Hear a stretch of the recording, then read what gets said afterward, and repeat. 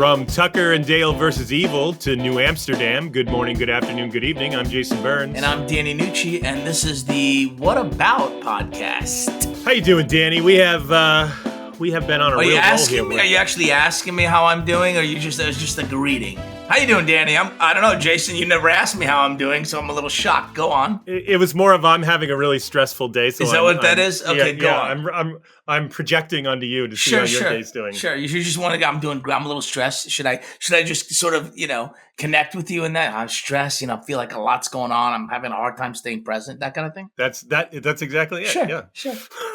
Yeah, I'm familiar. I did not have a hard time staying present with our guest, Tyler Labine. No, I love the whole thing with his brothers. I mean, that is just fantastic. I mean, But scarring. I was a kid, overweight kid growing up, and there are things that I still remember that scarred me. That is scarring. Come on. Apparently, it was not an easy journey for this man, which he was very forthcoming in sharing with us, which is great. So let's just get right into it. The very talented Tyler Labine.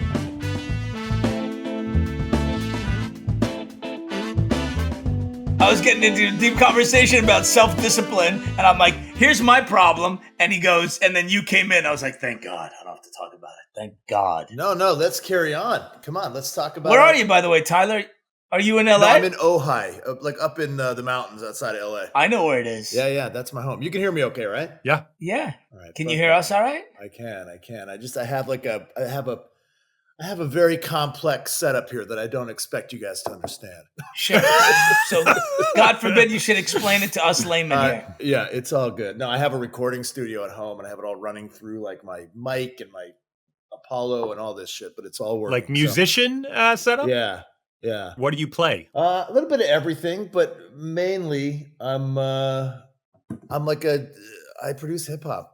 I don't want to sound like a dork, but I've been making hip hop beats. That's the least dorkiest thing you could say. I'm like, I just played D&D, and you're like, oh, I'm into ambient soundscapes.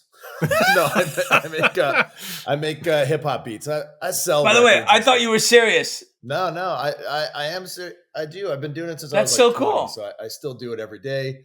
Yeah, I have stuff on Spotify. I release music. I'm releasing new music in a couple months, and yeah. Do you produce other artists' stuff as well? I have, yeah.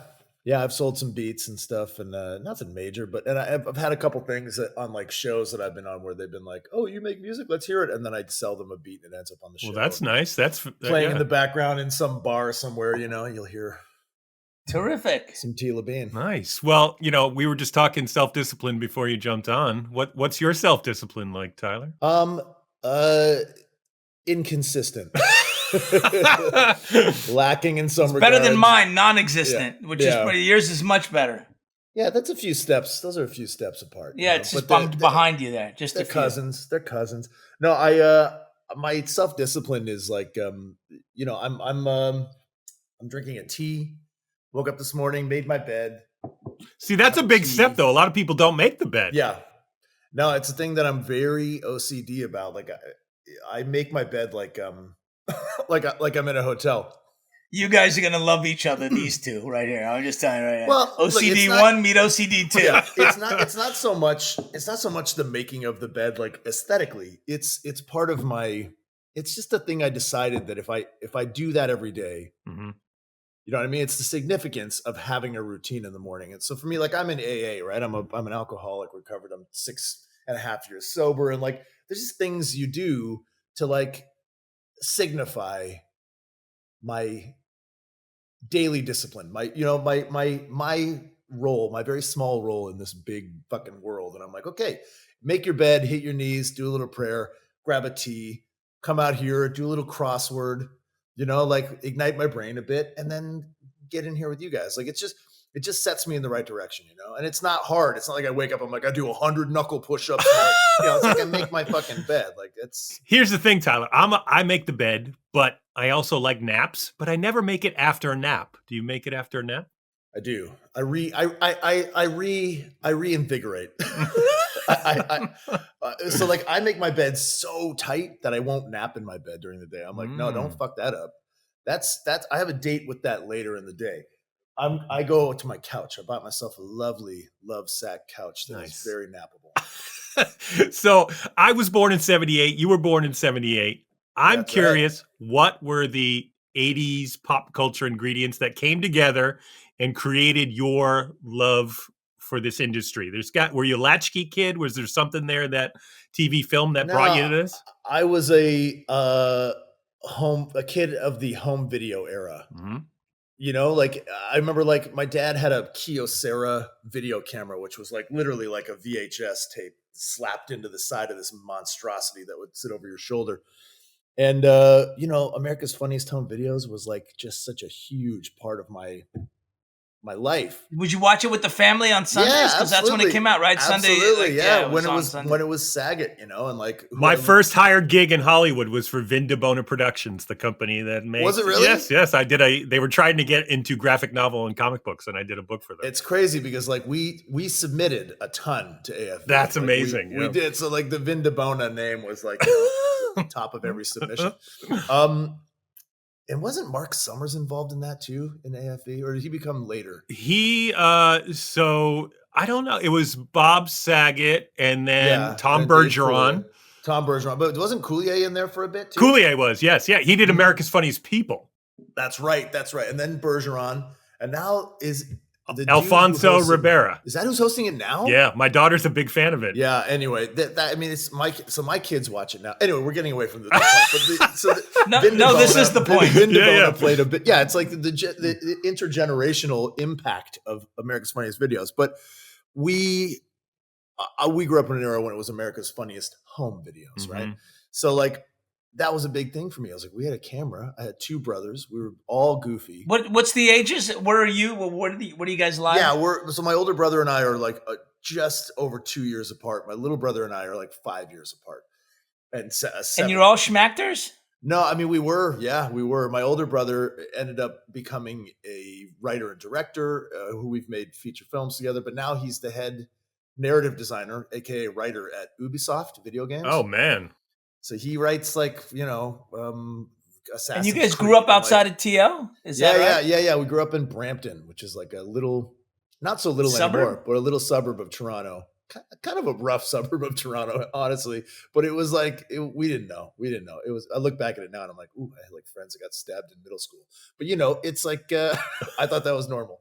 So I interrupted. So there you go. You get the camera, you get the VHS. You're watching American Home. Yeah. Your brother is a goofy with you. You guys want to, you know, be put on television. Even if it's your own television and action. Yeah, it was like we didn't have any plan. We were just like moved by that stuff, and then it became. And so you sent tapes in, Tyler? Like you literally did that? Yeah, we submitted quite a few times. Oh man, we had one that got like shortlisted. My friend Greg was up on the top bunk in my bedroom and we were playing and we were just fucking. I thought you were going to say my tall friend Greg. You had lifted your hand really high. I'm like, okay, I guess Greg's really tall. Who coincidentally played a character named Iggy in our next feature film. There you go. How appropriate. He was on the top bunk and he was like doing like a little like, look, ma, no hands. And he fell forward off the top bunk, did a flip and landed in the office chair, like right below the bunk. It was like totally unplanned and we caught it on tape. And we submitted that. We got shortlisted, but we didn't make it. Bullshit. I think they thought it was staged. It looked like we were a couple of little gymnasts or something, but it was totally on stage. Anyway, so we had that. We started in that sort of capacity, and then we began to like make movies. Like me and my older brother, and he wanted to direct, and I wanted to be an actor. My little brother's an actor, and we started writing like actual scripts and like auditioning friends in the neighborhood. But how did you know how to do that? Did you have a creative family? No. Slam Apparently not. Look at the laughter. No. My dad literally is like, what's music? He's like, he can take it or leave it. He doesn't, he liked like action flicks or whatever, I guess. So I watched some like, I watched like Predator and shit like that. Yeah. But I wouldn't call him an artsy guy. My mom liked poetry and the Beatles and, John Denver, but it was not, it had nothing to do with them. They never like modeled. You guys fed each other. It sounds like Yeah. Especially my older brother. He really led the charge. And I was just like, really like the class clown goof. My little brother was like 4. He didn't know any better. We were just like, get in there. And it's funny because he's a kid. Yeah.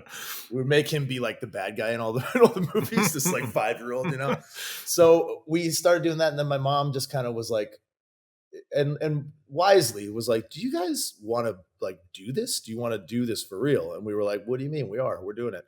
And she was like, no, like, do you want to get an agent? And this is like in the 80s in Canada. Like that wasn't, you know what I mean? That wasn't a thing. Just before. It was just before. Yeah, for sure. Like just before. We had like Beachcombers and Street Legal. They were like it Road to Avonlea. There were like these Canadian sort of staples. But other than that, it was like maybe some commercials if you're lucky. So we were like, yeah, sure. And then we continued doing what we were doing. And my little brother ended up becoming this like commercial protege. He ended up in like 45 commercials by the time he was like 6. And he like kind of became this child star, and he starred on this big Canadian TV show called Road to Avonlea with like Sarah Polley and Colleen Dewhurst, and then we moved to Vancouver when I was 13. And, what year was this? That was 91. Ooh, right in X-Files time, like yeah, exactly. So we moved to Vancouver. Well, X-Files, 21 Jump Street. Yeah. It was a little post Jump Street, but it was like X-Files, Millennium, First Wave, Millennium, like all these shows, The Twilight Zone, like everything. Yeah, I was there in '92. I did Alive. Yeah, so I met a bunch of Canadian actors. They're still my very close friends to this day. Alive was with Jonathan Jackson, right? No, that's a different one. What was that? Different one. Okay. Alive was with Ethan Hawke and Vincent Spano. That's right. The Uruguayan Andes survivors. Yeah. I remember that. Yeah. That was like a big thing coming through town. Like, I was gonna say, it was a big Vancouver production. Yeah. Anyway, so we moved there, and then it was like you said, it was like a hotbed of like TV production. Did you move there for that? Did your parents say no? Okay. Hell no. We weren't like, it wasn't. Honestly, my little brother had made quite a bit of money, and my parents were like, great, that's for college. You know what I mean? Maybe not some shady stuff happened with my little brother and his bank account and my parents, but let's not get into that. That's just so common. I don't know what you're talking about. Water under the bridge. They didn't never heard of anything like or anything, but sure. it was close. But we moved there because my dad got a job with Olympus. My dad sold like medical scopes and things to hospitals. Although if you ask him, he would tell you that he's a doctor of some kind. He is most certainly not a doctor of any kind. Noted. Don't break the spell. So your little brother did like 45 commercials. Did you get any good swag from any of those companies? Like, did you get? So he was the first. He was like the star of the first commercial that aired before a movie, like in the theaters. So it was this Kellogg's commercial for cornflakes, I think. And it was like Santa and him, and like, Santa comes in, and it's like it was the first time they ever put a movie, like a commercial before a movie. And I believe we got a lot of free cornflakes. Cornflakes for life. Or some cereal, I can't remember, but there was never anything huge for that. But so here you are, you're in Vancouver in 91, you're 13 years old. Are you getting an agent? Because things are starting to happen in Vancouver. My mom kind of packaged us, you know what I mean? Like so the Labine boys? Yeah. The Labine, she called us the Bean Bros, and she'll never let that go. I'm like, Mom, that's just the stupidest shit ever, Bean Bros. And she just still clings to it. But you say that, but Kevin Bacon has the Bacon Brothers band, so right, yeah. I always thought we should have an ice cream company called Vanilla Bean. Oh, there you go. So my mom took us to an agency in Vancouver, a really reputable one called the Characters Talent Agency, and brought us in. And like Timon Stewart, who is still sort of my Canadian rep, but not really, he met us. I was 13. My little brother would have been 8, and my older brother was like 15. And he was like, I'll take those two, not the fat one. He didn't want me. Was that you? You were the fat one? Oh yeah. He was like, I don't want the chubby one. I'll take the little guy and the 15-year-old. And my mom was like, nope, they're a package. You take all of them, or you don't take any of them. And he was like, fine, I'll take him. Nice, Mom. Yeah. Nice and job, then Mom. I ended up like, immediately sprouting up and booking like everything. I just started booking, and I played the bully all the time. I saw you did a commish. Yeah, I did the commish. I have a friend named John Cassini. I don't know if you know. I know Cassini actor. Really well, man. Yeah, I love Cassini. He's one of my closest friends. So you must know Ben Ratner and like the whole crew, man. Lee and everybody. Yeah, for sure. The whole crew, man. Yeah. The whole crew. But that was his thing. John used to go, "Did you do a commish? I did a commish. You do a commish? We did a commish." Yeah, it was the same with X-Files. Anybody else do a commish? Were you on the X-Files? You weren't on the X-Files? Oh, I was not on the X-Files. Not on the X-Files. No, so Nikki Lee was on the X-Files. Of course, man. it just started happening, like I was like kind of I was like a big 15-year-old. I started growing a beard when I was like 14, like I just you were that kid, huh? Yeah. Like it was scruff, but it was like more than any other 14-year-old. So I was playing a lot of like bullies and thieves and thugs and it was fun, man. I loved it. I was playing this like, cause I'm a big softie, but it was like, I started playing these tough guy roles all the time. And that became my bread and butter. I like did all those shows, man, like everything, and started doing movies and whatnot. What was the big break, Tyler? Was it here in the States or was it in Canada? Like, what was the big one? It was in Canada, but it was through, via Saban, who was doing like Power Rangers and Sweet Valley High. I did this teen sitcom called Breaker High, which was like a show about a bunch of kids going to school on a cruise ship all around the world. And it was like me and Ryan Gosling when we were like, he was 16, I was 18.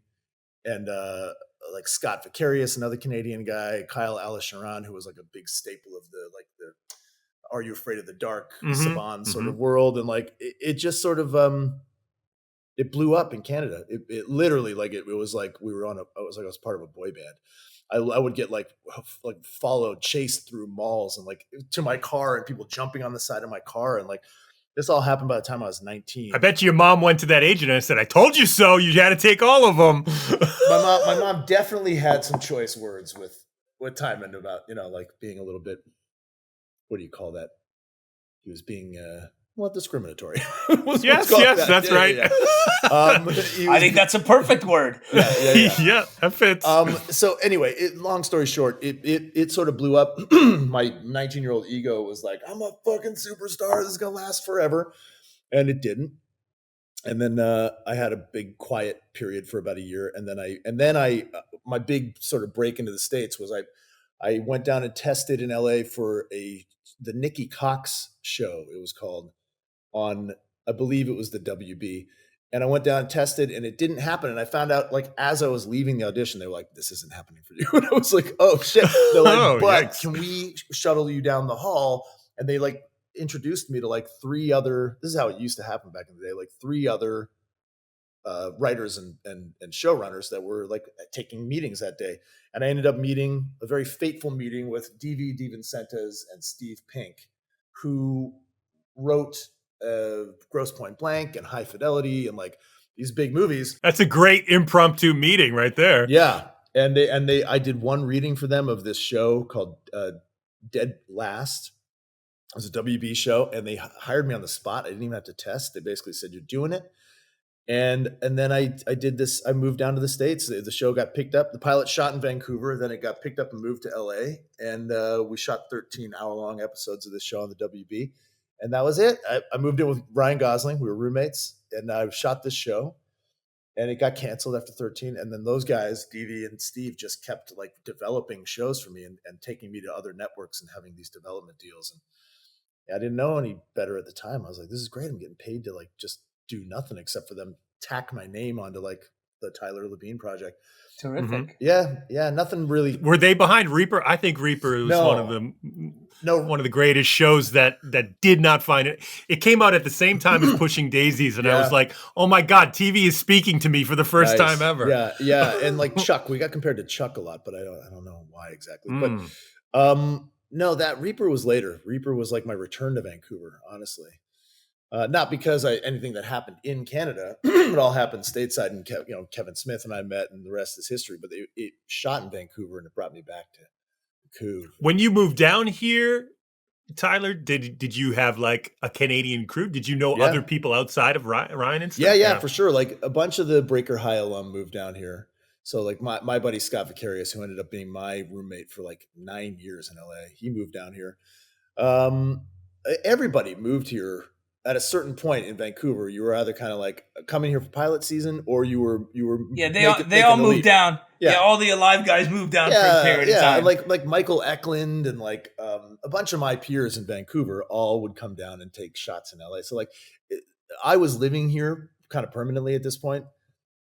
Had enough money to stay. Basically, it wasn't like I was like killing it, but I was like, I'm going to stay, man. There's things happening.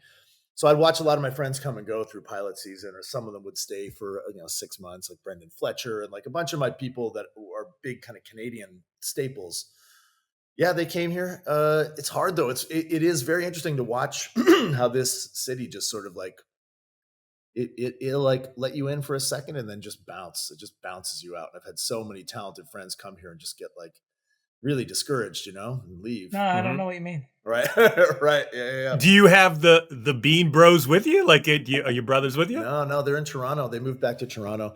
Like I said, my older brother, we made Ubisoft. Yeah, we made 2 feature films. That one went to TIFF, and the other one was a big E1 purchase. And like That's fun. So you're back at your hometown at TIFF with your brother. Yeah, that's incredible. Can you talk a little bit about that experience? It just must have been so fucking cool. Yeah, so like we made the movie in Vancouver. It was so my brother was like in university at UBC. He kind of like made a few waves with some short films, and he caught the attention of the Canadian National Film Board and Telefilm BC. And so they were kind of like waiting in the wings, like when you want to make your first feature, we have a grant for you. Kind of, he'd won this like best emerging talent in Western, Canada, whatever, very regional.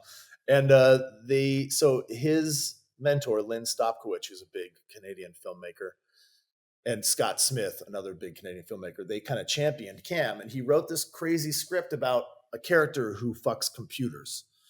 And this is like, and he cast you because he knows. Wait. Knowing that you grew up in the 80s, this is like weird science. Oh, yeah. Like, this is the vibe. It's so bizarre, man. And like, I've been asking my brother for years, like, put me in one of your films. And he was just like, nah. He's, not. And then they called you, said, I've got the part.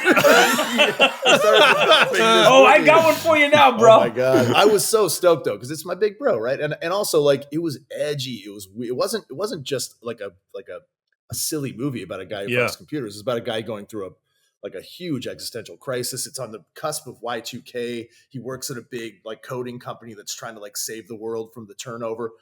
And he starts kind of losing his grip on reality, and he's like can't perform with his girlfriend. And he realizes at one point that he's become kind of, it's not just porn anymore. He's sort of like at one weird depraved moment, he realizes like his computer is actually the thing that's getting him off. And so he starts to develop this way to like drill holes into the side of his computer. And of course, he's got an actual computer, not a laptop, and like put bubble wrap in there and fuck it. He's like hiding it from his girlfriend, and she figures that he's like, she just leaves him because he's kind of useless. And then he starts doing it at work. He's like under stress, and people at work start being like, someone's raping computers at the office. And he's like, oh, that's crazy. And he's trying to develop a relationship with this girl to like be his beard, basically. And it's a crazy movie. And yeah, my brother was like, yeah, I want you to play the guy. And we did it. My family, for the most part, didn't really know what it was about. They knew we were making a movie together. My mom was like, I'm so proud of you guys. And then we premiered it. And like my whole family, like cousins, aunts, uncles, my dad sat right behind me, my mom. And Toronto International Film Festival, for anybody. Yeah, one of the biggest film festivals in the world. And that we're at this huge screening of like, I would say 500-600 people. It's sold out, back-to-back shows. There was a lot of buzz about it because it was this weird movie. And we had our TIFF party at a sex club called Wicked in Toronto. And so we built this big buzz about the movie. But again, my family didn't really know anything about it because the trailer, which wasn't really seen by anybody, but also couldn't show anything really. Like we couldn't. Wait. But wouldn't your family have gotten a little bit of an inclination when you told them that the after party was at Wicked? None of them were invited to any of that. Okay, all right. They just thought they were eccentric. Yeah, that was all industry. You know what I mean? So we weren't inviting my mom to Wicked. Which, by the way, was an active sex club upstairs the night we had the party. My brother and I kept poking our head up there and just watching people fuck for a couple of minutes and then come back downstairs and be like, oh my God. As one does. Yeah, curiosity got the better of me. What can I say? And then we went to the screening, the first screening, which was a big sold out show at a big theater. And we're in the middle of the screening and like, it's, it's like a really challenging movie, but people are enjoying it. And my dad just keeps leaning forward and smacking me on the back of the head. He's like, what is that? What are you doing? I'm like, man, like smack Cam, my brother. He directed me in this role. It was his idea. Yeah. And then my brother, after the movie, it was like my Aunt Linda and my Uncle Jerry are just kind of like, oh, it was a very interesting, very, very interesting acting role for you. And nobody knew what to say, but we went and did press for like days at TIFF, and the press just had a field day about two brothers making a movie about fucking computers, and like my brother wrote it and put me in there as his little meat puppet, and like so it was interesting. It was interesting. What about personal transformation?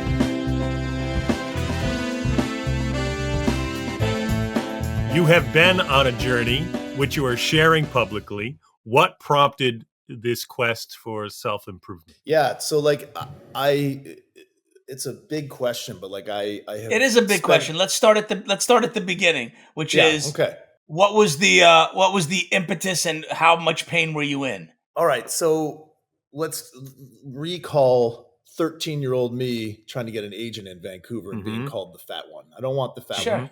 Let's just say that was a impactful moment. Also, my dad was pretty hard on me about being overweight, and put me on crash diets, and like my whole young life was basically just training me to have an eating disorder and body dysmorphia and to kind of hate myself for the way I look. And and you chose a business that helps. Yeah, which I didn't even choose, honestly. Like I look at it now and I'm like, I got thrown into this thing, but I honestly don't know how well equipped I am. But at some point you did have to decide, this is what I'm going to keep doing, didn't you? Absolutely. I was failing upward for long enough that I was like, maybe I should just stick with this thing. But yeah, so the body image thing was like long gestating, and I've been on diets and, gone through crazy quote unquote transformations for decades, like just constantly like going to the gym for 4 months and losing as much weight as possible and and then like just, fucking diving right back into a bunch of junk food and weight gain. And so it's been a weird struggle psychologically and physically for a long time. And the damage there is significant. There's like scar tissue, some places literally all over my body. And I reached a point in the last 5 years, 6 years, where I was like, everything I'm doing is like counterintuitive to being a happy human being, starting with you mean being in the movies didn't fix it? No. It temporarily, as you know, there are moments where you're like, I'm the shit. And then there's the fall, there's the crash, there's the unemployed, the parts of your career where you're like, what the fuck? What is my value? And I started getting sick of that cycle too, like why is my self-worth wrapped up in what job I have, or because you've been conditioned. Yeah. Fear. You've been conditioned to believe that that's the truth. They peddle the fear like crazy in this town, and like you are only as good as your last job. And it's like, but anyway, so all that rolled into this sort of like just sad alcoholic me, who was just constantly battling with depression and anxiety and weight and everything. It was just this physical, physical manifestation. Are you doing drugs as well? Just because why not? Yeah. So you're a drug addict, you're an alcoholic, you have eating disorder, you're suffering from depression, and you're as successful at what you do as most people could ever hope to be. Yeah. Fascinating. But did you see yourself as successful, Tyler? Because a lot of times, no. There's always somewhere else to be. Of course, it's over there. Yeah, man. Of course, it's like you can't. It's over there. You can't feel it. Like I still struggle with like.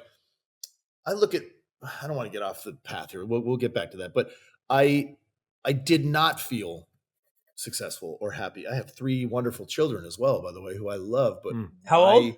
I have a 7-year-old, a 10-year-old, and a 13-year-old.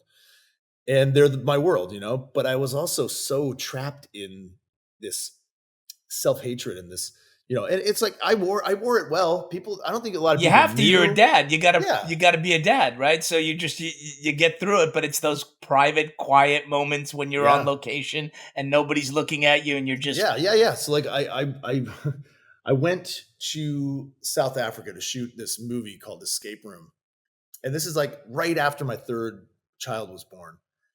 And my wife at the time, we're not together anymore. My wife at the time was like, you got to go do it. And I was like, I know. And inside I was ecstatic. I was going to get away. I knew I could just go drink as much as I wanted. I'm on the other side of the planet. I'll do my work. It never affected I was never drunk on set. We'll put it that way.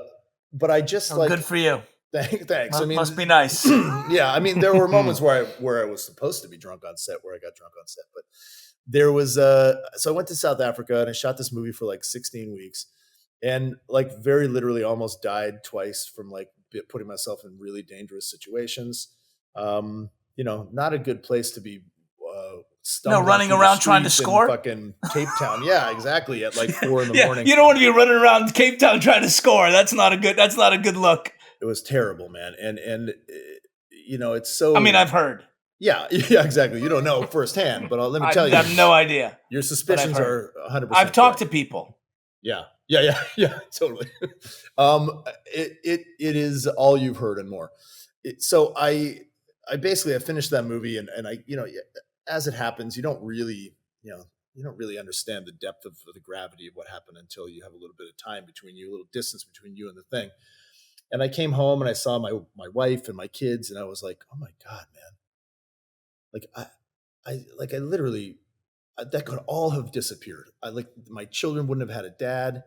I'm like, what the fuck am I doing? I was still like smoking secretly as well. Really, that's the other thing too. Like my alcoholism had become the most covert.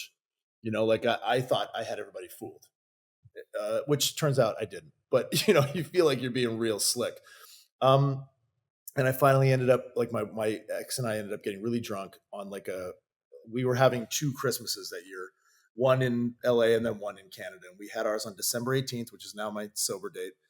And the night before, her and I just especially me, got so drunk that on our Christmas morning in LA, I was like lying on the floor with my, face on the cool hardwood floor, like watching my kids with one eye open their gifts, and just completely numb.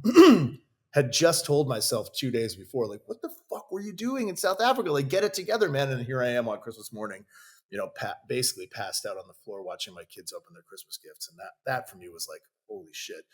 So the beginning of the transformation, if you want to call it that, was like, okay, for real, alcohol has got to go. But as it happens with most alcoholics, you quit drinking and you're like, this is not what I was told it would be. I'm not getting. It was a good idea on the first day. Yeah, and I don't feel good, and I don't feel like this is. I wasn't drinking. I wasn't doing any drinking. You hadn't addressed the reasons why you were drinking. Yeah. So I or the reason why you're drinking, which is life. Yeah. Or just all the all the shit that had accumulated. Life, sure. Man. And my underlying mental health issues and like all the shit, all the reasons, like the voids that I'm trying to fill, right, are like they're just like screaming at me. So not to be stereotypical, but like white knuckling is a term you hear a lot when you're without any discipline or a program. So I finally my wife and I got this show and I went to New York. I did New Amsterdam for the first. This happened before. Before we went and shot the pilot, I got sober, obviously. So I was sober for like 2.5 years without the program. And then we did the first season and then we had COVID, right? And I went home during COVID and I was locked in my house, this big, beautiful house up here at Ojai, and like a pool and my kids and all this stuff. And one night my wife and I were sitting looking at the mountains, and she just looked at me and she's like, are you ever going to be happy? Like, why are you so miserable? And it was like, she just slapped me in the face. Like I had never been seen, you know what I mean? I was like, what are you talking about? She was just like, I see you, man. Like, you're so unhappy. And I was like, no, I'm not. The same thing is like with the alcohol, right, Tyler? You thought you were hiding it. Yeah. I thought I was doing a good job of being like, but she was like, I don't understand what it's going to take for you to be happy. And in that moment, I was like, I don't know. I was like, I think maybe I need some help. And so I went, and my good friend who's in the program asked me to join a Zoom AA meeting. And I went, and it was like, it was revelation. There was just this moment of like, oh my God. And I never wanted to be in AA. I was like, fuck religion, fuck my higher power, all that. It's like that. I hated it's a cult. And then I went in there and immediately it just grabbed me by the ass, by the boo-boo. And I was like, this is it. This is the thing I need. And so I went every day for a year. And I just had my 4-year AA birthday 2 days ago. So anyway, once I got sort of correct about my alcohol and started doing the steps, these steps are really impactful. And I had a therapist, and multiple therapists, and I started like really realizing the depth of some of the resentments I hold on to, and the body dysmorphia, and all the damage. And I just started being accountable for my part in everything. Like it's easy to walk around being a victim. Like my dad said this to me, and my agent said that to me when I was 13, and this and that. And I just started taking accountability for myself, and like management was needed. Like I needed to take stock and clean the shelves and manage myself. And so I went through a lot of self-exploration and But isn't that interesting, Tyler, that basically you were able to really take responsibility and look at yourself and be willing to walk through the difficult stuff once you had gotten support rather than the other way around? Absolutely, man.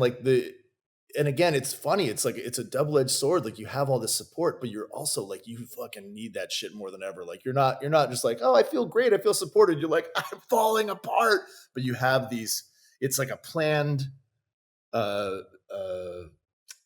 deconstruction, right? You're like, I know I'm going into this, and I've got this community, I got these people. And unfortunately, during COVID, my ex and I decided, well, this isn't working anymore. And we decided to get a divorce. And I had done a lot of less than courageous things to kind of destroy my marriage without just coming out and saying, like, I think maybe we shouldn't be together anymore. And so I blew it up.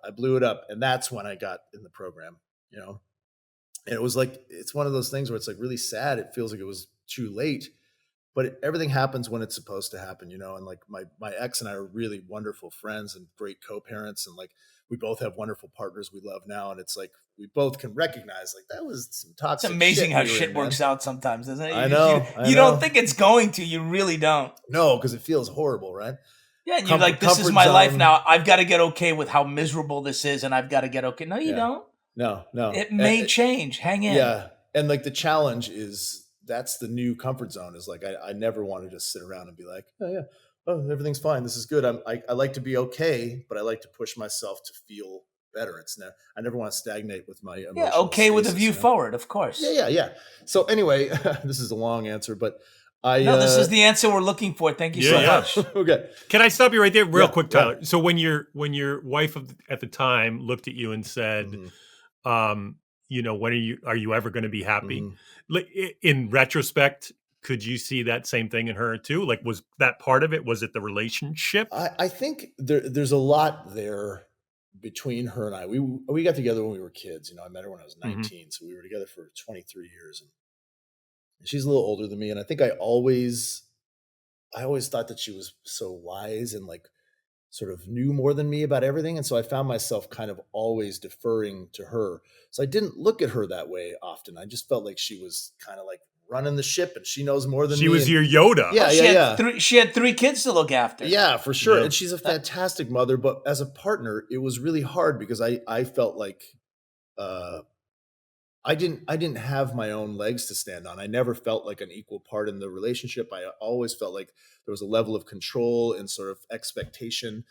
And so when we finally split, that's when I did see finally. Then I was like, oh man. And going through all the steps in therapy, I was like, oh, you were really in a lot of pain yourself, And I don't want to speak out of school about her, but sure. she's been going through all of her own journey since we split, and it's wonderful to watch, the when someone you really love and you care about starts to come back to life and you can see it. That's when I was like, whoa. Well, man. What a wonderful thing is that you look at it like a marriage coming to an end and you think, well, this is an end, but it was really a beginning for both of you at the same time. Yeah, that's a really common thing I hear when a lot of people are like, oh, I'm so sorry you got a divorce. Usually the divorced people are like, no, don't. It's nothing to be sorry. You didn't hear me say it.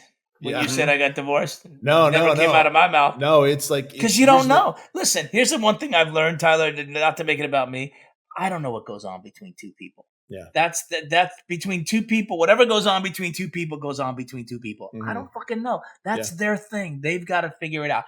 Only those 2 people know. Yeah, and they are the only people that will ever totally understand what. Yeah, I exactly. can explain it to you for days, and still you could never know the nuance. So at this point, here you are, you're rebuilding. You're now single dad. Yep. You're rebuilding, and you're looking at all these things. You've gone to, if I heard you correctly, a number of therapists. Yeah. Well, but at the same time, I'm not like bouncing from therapist Sure. to therapist. I'm so like you're seeing two different kinds of therapists. Disciplines. Yeah. Sure. While you're going to the program and doing the whole AA thing. Yeah, and I'm living in New York. And right, because you're shooting and your kids are here, right? So you're missing them, and you can't numb it. Yeah, I can't numb so it. you got to walk through missing your children, which is no joke for anybody that knows. Man. Especially it's no joke. When I'd come to this new understanding in life of just how grateful I am for these wonderful little people that I've been tasked with raising, And then I'm in New York, and after we got picked up for 3 seasons after COVID, all at once, they're like, but this next season until COVID is over, you can't travel. Like, if you want the job, you have to stay in New York. You can't go back to Wait, hold on. I think I heard you correctly. Yeah. A network show picked you up for 3 seasons? 3 seasons, yeah. So we finished our 2nd season, and they picked us up for 3 more. Which had never been done before. I've never heard of this, by the way. It was brand unless new. You're Seinfeld. Yeah, no, that didn't even happen for them. This is like a whole new thing for them. No, I was just kidding. 2 seasons I've heard. I've never heard 3.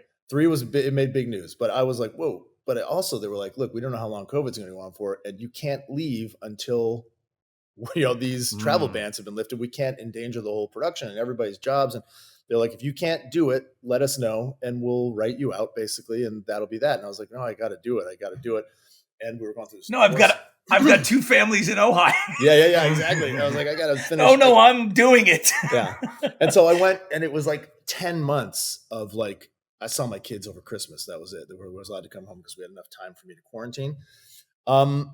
And that's when this second part of my transformation began. I was like, I'm sober. I have all this support. But I cannot for the life of me figure out why I hate my body so much. Why am I constantly punishing myself and taking away my wins and my goals and like just sabotaging myself? And I'd met this wonderful woman who is my partner now. Her name is Martha Harms, and she's just the greatest thing. And the greatest person. It's the greatest thing that we met. The greatest thing was meeting her. No, I got it. And we sort of like, I just hit this like stride with her with this love and this, this connection. But I was just like, so you started seeing yourself through her eyes, and she's going, here's what I see. And you're like, yeah, I think I see that as well. Well, no, not yet. That's what I'm saying. Like, I started to pile on weight when we were together because I think I really struggled with letting her love me. Like I hadn't really learned how to let someone fully love me. I knew I was like feeling so much love for her, but she would just constantly be like, look, I love you. Look at your last experience of being in a relationship. Yeah. And I would be like sabotaging painful. my body and being like, well, of course you can't love this. I was like testing the waters, like how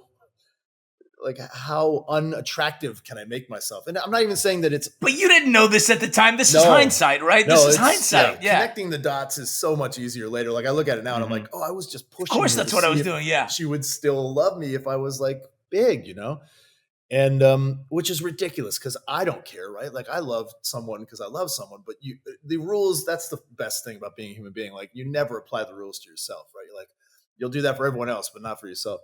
And so I was at this place where I was like pretty heavy, wasn't drinking, but I was eating like an addict, like eating like an alcoholic, and everything would become a drink, and like sex had become a drink for me. Like I was like, oh man, there's still all these little addictive behaviors, and the patterns became so noticeable for me. And so I got into EMDR therapy, which is like helping to reduce the sort of cyclical negative thinking and the patterns. And it was working. And then out of nowhere, I got this life-threatening blood clot in my liver, in my superior mesenteric vein, which is the portal vein that goes from your intestines to your liver. So basically, all the blood in your body gets passed back through your intestines and through your liver, and it cleans it, and it goes back to your body, and just round and round we go. My body stopped doing that. And how did you know this was happening? Pain. Like what it was so the physical much pain? It took like way too long for me to go and check it out. But like around like 8 days in, I was in this convention in San Diego. And or Sacramento, I'm sorry. And I never want to mix up San Diego and Sacramento. No, please don't. No. I've been to One both. is wonderful, There's no one comparison. is a pile of shit. So sorry, Sacramento. Pile of shit is strong. Just not San Diego. Definitely I'm not going to say San which Diego. one. You can decide. Sure. You can assign the pile of shit to whichever pile you want. But anyway, I came back and I had this like distended belly, and I was like, God. I called my friend, who's a really famous GI, a gastroenterologist. And he was like, I think you have gallstones, or you may have pancreatitis. And I was like, oh, and he's like, it's okay. You go in and we'll get some meds for you, but go drive yourself to the hospital. But he was like, wait for me. I'm going to get you an appointment at like Cedar Sinai in like 2 days. Can you hang for 2 days? I was like, yeah. Okay. Did you put it off before that, Tyler, Yeah. because you didn't want to know what it was? No, like, I've had so many GI Just issues. Dude. Yeah. But no, I'm pretty proactive about it, especially at this point in my life. I'm like, go get it done, man. But I was just like, I'll poop it out. Just like, I'll shit this out. Because I shit out almost every problem. Sure. It just ends up in the toilet. I flush it away and away we go. But this wasn't pooping out. I wasn't, my butt wasn't. It was getting progressively worse. Yeah. And like to the point where like, so I'm waiting for him to get this appointment. And then on like the second day when he said he was going to get back to me, I woke up at like 3 a.m. and it was like I got shot in the stomach with a 9mm. I couldn't lie down. I couldn't stand up. I couldn't walk. I couldn't it just was like, I was just like doubled over, sort of like, oh my God. And I called him and he was like, go to the ER in Ojai, which is this tiny little podunk hospital. And I went there, like drove myself there and walked in and they were just like, oh, you look terrible. Let's get you in here. And they put me on morphine, and which Fanatic was like, hey, freebie. And I was like in the hospital with this pain and they can't figure it out. I'm on the phone with my GI and they're doing all these tests. And he keeps saying like, he needs a CAT scan. You got to check for pulmonary embolisms. You need to check for his stomach. Like that's where the issue is.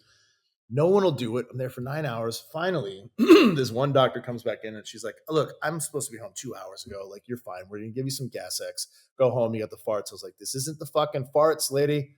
Like, I've had the farts many times. I know what the farts feel like. And she's like, fine. You want a CAT scan? We'll give you a CAT scan. You're going to have to pay for it. All this stuff. I'm like, fine. They won't order it for me unless I pay for it, I just love the medical system here.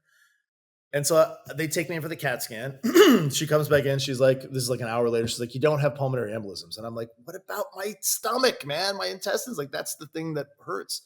So she leaves. She comes back in 5 minutes and the whole tone changed. She's like, okay, you have a potentially fatal blood clot in your intestines. We need to get you on anticoagulants and get you to a real hospital, basically. So she's like, we're going to get you down to Community Memorial, in Ventura. And you're going to stay there and we're going to figure out what's going on, but we have to move you now. Otherwise you could perish. And I was like, what? And she leaves. And then I'm there for like 45 minutes with nobody. And I call my ex-wife and I'm like, I heard the word perish. I heard fatal, potentially fatal and perish. And she's like, what? And she comes down there and starts cracking skulls. And this is what I mean about someone I love, even though we're like not married anymore. She came down there like a mama bear and was like, what the fuck is going on? Like, is he going to die? What are we doing? Let's get him moved now. She's calling other hospitals, like cottages, and getting, and finally this other doctor comes in and he's like, okay, so what's going on? We're they don't talk to each other. It's so true. I know. So they finally get me to the hospital and I have like 3 days in intensive care. And I'm like, they're just basically like, we're just waiting to see if you're going to die, basically. How close were you if you had not gone in? Did they give you They said I had probably about 24 hours before the blood clot would have moved into my liver and killed me. So the blood thinners essentially saved your life. Yeah. So they put me on this like crazy dose of anticoagulants, blood thinners. So and then they put me in an intensive care watch unit where I couldn't move. If I bruised myself, I could die, all this stuff. Mm-hmm. And I'm there and my kids come to see me. And anyway, again, long story, but I left there after 3 days, and went to a functional medicine doctor and went to a hematologist and went to my doctor, and we all had this plan. And basically at that point I was like, okay, I don't want to die. That wasn't my fault, but like that brush up against, mortality, I was like, what am I going to do now? And so it's been a year now of just a little over a year or a little under a year of just like slow, sustainable, healthy change. Living. Mm-hmm. Yeah. Living. I'm very conscientious about what I eat, but not to like a restrictive, like crazy degree. I have a plan. I know what makes me feel good when I eat it. I know it doesn't. I know all my intolerances. I know all the things that cause inflammation in my body. I have been to see a functional medicine doctor routinely, over the last year. Did you do that on purpose, Tyler, where you did not put pressure on yourself to achieve this like crazy dramatic goal? Yeah. So like I stopped. The reason I share my journey now is because I keep telling people, like, look, nothing I ever did in my life to like look a certain way for other people ever made me happy or healthier. Mm-hmm. It only made me feel miserable. I had so much pressure I piled on myself. I was very secretive about what I actually wanted. I was still doing very reckless acts of sabotage, behind closed doors. Like it just, none of it added up. I was like, who am I doing this for? If I'm not doing it for me, like, what is the point here? What am I doing? You just start to realize that all the external validation and the external reasons they're fine. I'm not saying you don't have those, but like really, if you're not doing this for you and you're not doing it for life, I was like, I don't know what my end game is here. I don't know what I've been doing this whole time. So I decided to make these small changes, and I got on a bit of a plan medically with my doctor, like not to be like on a bunch of meds, to stop being on meds, be clean, functional, feeling good, sleeping better. What has allowed you to stay consistent with it, given your predilections to jump off the wagon, so to speak? Yeah, good question. And I still struggle, like it's not like it's life, isn't it? Yeah, like it never, it's like, but you've been able to stay consistent regardless of the temptations and the drop off, so to speak. Well, you have the accountability on social media as well. That's got to be I did part create of it. that. I saw other people doing that, and I was like, I think that speaks to me, like adding community. Please, you were hiding smoking. That's not gonna that's not gonna do it, bro. You know what I mean? Like, bro, that's not gonna do it. Bro, there's no accountability. It's gotta be something that drives you. But, so there's external support and there's external pressure. And I didn't really understand the difference between the two. Like you create a community by example, right? Like I was trying to fit into a community before that didn't even speak to me. I was like, I wanted to be like I just kept thinking like, I want to look like this guy, or I want to be, and like, that wasn't even ever my, what am I trying to say? I found myself wanting aesthetic acceptance way more in a community that I realistically probably would never be a part of. And I was like, wait a minute, why? Like, you wanted to be somebody that wouldn't be your people. Yeah, exactly. Like, and unattainable goals. And like, I even had a trainer at one point go like, what are you doing? Like, why are you squatting 425 pounds? Like, what are you trying to do? You're 40 years old. Like, your knees aren't going to, mm-hmm. I was like, she's like, and she said, finally, like, you're not going to look like what you think you're going to look like. We need to start thinking about how you want to feel. And it really resonated with me. And then I realized, like, I like looking better, but I really love feeling better, right? So I wanted to advertise that and create the community I wanted to be a part of, or start trying to creep into communities that I wanted to be a part of, rather than trying to like force my way into these other fitness models and communities that were probably looking at me the whole time going like, what the fuck are you doing here, man? You know what I mean? Like, and I would feel that. And then it would drive me even further to try to squeeze in even more. But it's really progress from where you were rather than trying to achieve somewhere. I mean, there's been consistent progress from where you were rather than some kind of outcome or end result that is driving the whole thing. Yeah. Like the other day, I called my girlfriend and I was like pretty excited because I hit a number on the scale that I hadn't seen in a long time. And she was like, oh man, I was like, wait, yeah, I know what you mean. Like we shouldn't be celebrating a number, but I was like, I have just been like watching a trend, without putting like pressure on a number. I'm just watching I'm watching the rewards of consistency. Signs of progress. That's right. And sign slow of progress. Yeah. And consistent. Like, here's some things that I've noticed about consistency. I used to be able to put on 10 pounds in a day, 2 days. You know what I mean? Like I had a trainer at one point said, I've never seen anybody put on actual fat faster than you. And I was like, oh, that's great. Thanks, man. He's like, but it's insane. Like your body just like loves putting fat on. I was like, great. But it was because my consistency for my whole life was just like this, like these, it was like rapid peaks and valleys. And I can't put on weight like that now. Like it just doesn't happen. Like I can have 2-3 days of being like, I ate a pizza last night and I did that. And I still step on the scale. And again, I'm using the scale as a tool, not as a validation form, you know? And I'm like, it just doesn't happen. It just doesn't, I don't like wildly fluctuate anymore because I'm in this consistent sort of state. Even in my inconsistency, I'm sort of being consistent. You know what I mean? Well, over the long haul, right? So you have a bad week, but you don't have a bad month. And I try not to even think of it as bad or anything anymore. I'm just kind of like, I'm just living. You know, I'm living my life. I'm wearing my feelings today. I'm like less than ideal week. Yeah. How about that? Fair enough. Or like just an inconsistent sort of, you know, like by any other word. I'm also just trying to like, I mean, I think the end goal for me would be to really just not care about most of this anymore. Yeah. But there is, because I'm still learning to deprogram, you know, and like kind of get rid of all these old patterns. How old are you? I'm 46. I just turned 46. So it's 46 against 1 year? Yeah, it might take a minute. Exactly. I'm just saying it might take a minute. That's what I'm saying. Yeah, and if you blow it out even a little further, it's been like, I mean, since I got divorced or I got sober initially, it's been a journey. If you go back even further than that, I faked being sober 2 times before. I did a year where I lied to everybody about being sober. And then I did a year where I actually was sober, but I knew I was going to get shit-faced at the end of that year. I was like counting down the fucking minutes to get blasted. And I used to be really embarrassed about that. I was like, but it was like the beginnings of me like picking at the edge of the sticker, you know what I mean? And you don't know how much that experience hasn't benefited the way that you're looking and moving forward now, because you have that experience. You know what it's like to have everybody else believe that you're okay, and that doesn't do it.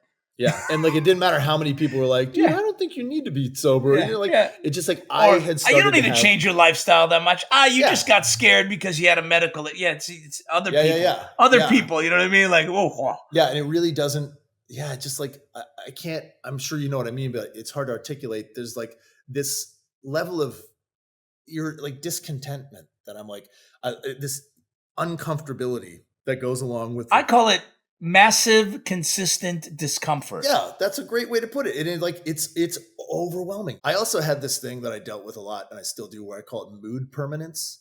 I think I was so fearful that if I woke up in a mood, or if I felt a certain way during the day, that it's forever. I'm going to be there. That's your life. That's your life. And I've really learned to ride the many, many waves daily. Well, and it comes back full circle to waking up, making your bed, getting your routine going, and sort of self-correcting for the rest of the day. Yeah, man. It's like it truly is the little consistent things, and the radical acceptance that comes from that, losing the external motivation and just realizing like, fuck, man, this is my life.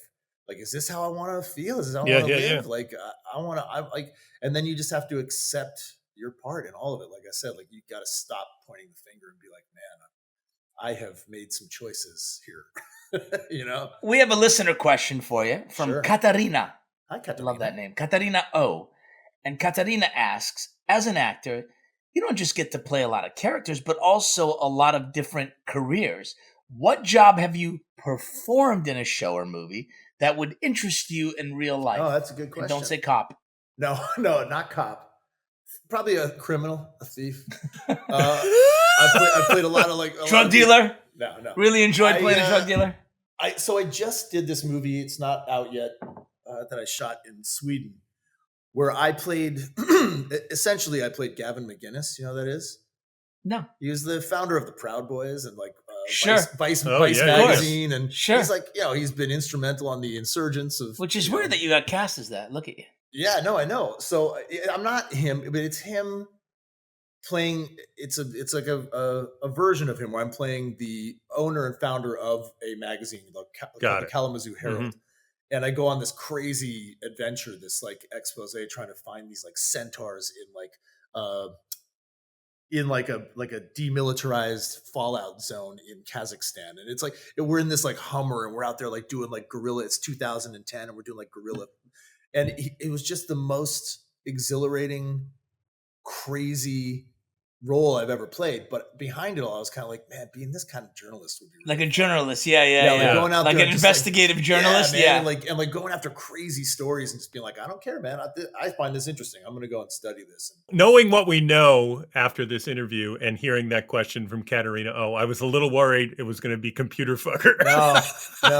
It turns out there's not much money in computer fucking.